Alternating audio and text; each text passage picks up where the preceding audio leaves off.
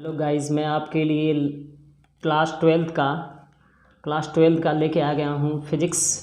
जिसमें आपको मैं इतनी भयंकर तरीके से फिज़िक्स को बताने की कोशिश करूँगा कि आपने ऐसा कभी देखा नहीं होगा और ना कहीं सुना होगा। तो इस तरह से मैं आपको फिज़िक्स का निचोड़ बताऊँगा, इस तरह से आपका कॉन्सेप्ट इसका क्लियर कराऊँगा कि आपको पूरी फिज़िक्स आपको विद आपके माइंड में सोचने से ही पूरा निकलने लगेगा बाहर।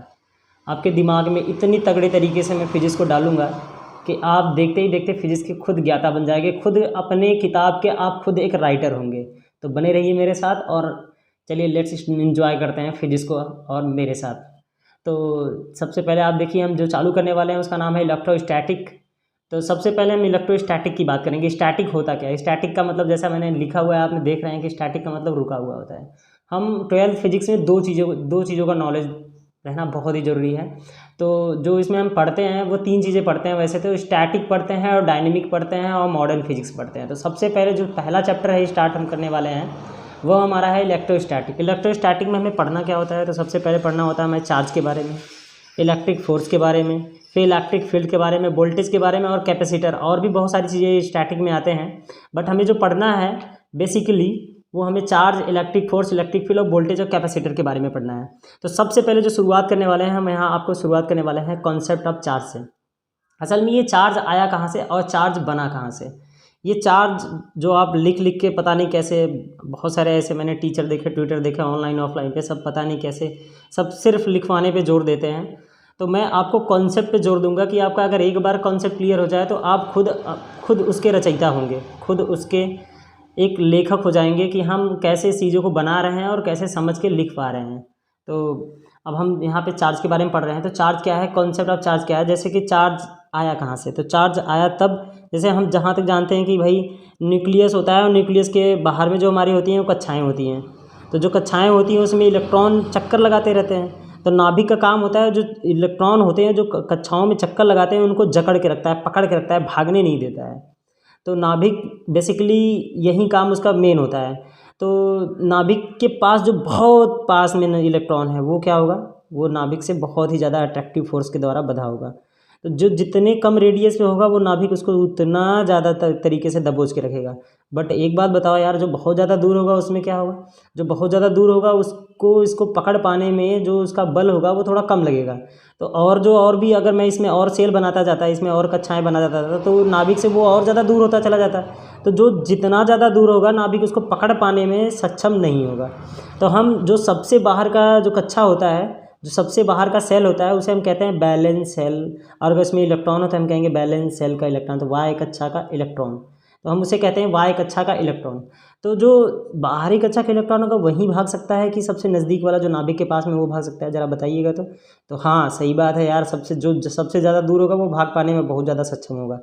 तो इसीलिए हम क्या करते हैं, इसको हीट देते हैं या एनर्जी देते हैं। इस पूरे न्यूक्लियस की बॉडी को अगर हम हीट कर दें या इसमें कोई ऐसी एनर्जी दे दें तो ये क्या होगा, इसके बाहर का जो इलेक्ट्रॉन होगा ना वो फ्री हो जाएगा। वो क्या हो जाएगा? फ्री हो जाएगा।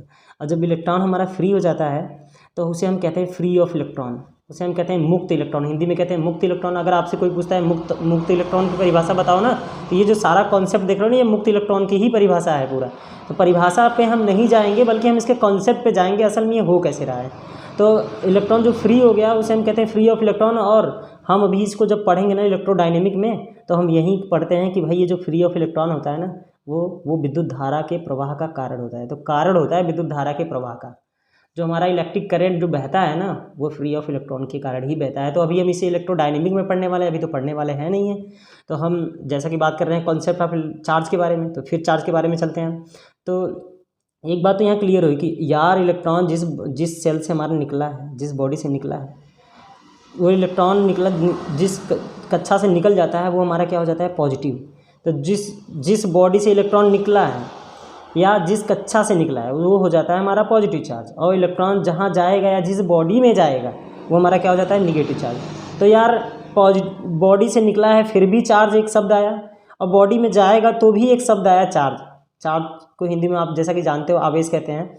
तो हमें ये पता चल चुका है भाई कि चार्ज जो होता है ना वो पॉजिटिव भी होता है और दो निगेटिव भी होता है। जहाँ से निकलेगा वो पॉजिटिव चार्ज और जिसमें जाएगा वो निगेटिव चार्ज। तो हमें इस बात का नॉलेज हो चुका है कि चार्ज दो तरह के होते हैं। Basically charge are two type, positive and negative. ठीक है, तो note charge are two type, positive and negative. तो अब चार्ज के बारे में तो हम अच्छी तरह से जान चुके हैं कि चार्ज होता क्या है, चार्ज आया कहाँ से, चार्ज बना कहाँ से।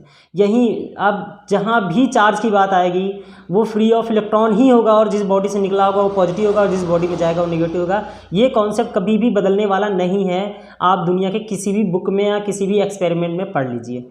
तो हम अब सबसे पहले बात करेंगे प्रॉपर्टीज़ ऑफ चार्ज के बारे में। तो चार्ज का गुण क्या होता है, जैसा कि आपको सभी को पता है इसके बारे में, कि जो हमारा लाइक चार्ज होते हैं, जो एक जैसे चार्ज होते हैं, लाइक चार्ज बोले तो एक जैसे चार्ज, अगर एक जैसे चार्ज हैं तो उनके बीच में प्रतिकर्षण होता है, रिपल्सन होता है, और अगर अनलाइक चार्ज है तो उनके बीच में क्या होता है, आकर्षण होता है, अट्रैक्शन होता है। ठीक है, तो गाइज़ आज के लिए इतना ही, और नेक्स्ट वीडियो में नेक्स्ट पार्ट में बनाने वाला हूँ, तो उसको देखना ना भूलें। आपको जब तक पूरा कॉन्सेप्ट क्लियर नहीं हो जाता तब तक मैं फिजिक्स को इतना निचोड़ के, इतना भयंकर तरीके से बताऊँगा कि आप पूरी की पूरी इसकी कहानी जान जाएंगे। Thanks for watching my video.